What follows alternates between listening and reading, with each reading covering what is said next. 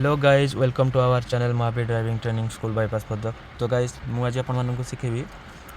गाड़ी आप स्टार्ट करके गड़ा पर्यटन जी प्रोसीजर रोचे आपको शिखाऊँ।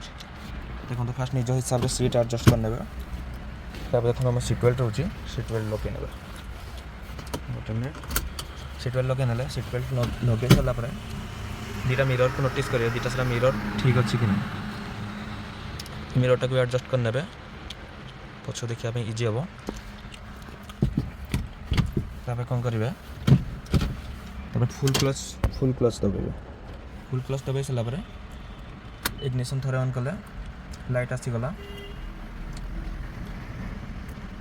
फुल क्लच दबाई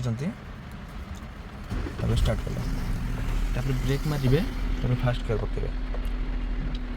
फास्ट गियर पकई सारापर जो आम हैंड ब्रेकटा रोचे डिसएंगेज करेंगे डिसएंगेज कर सारापर क्लच धीरे धीरे छाड़े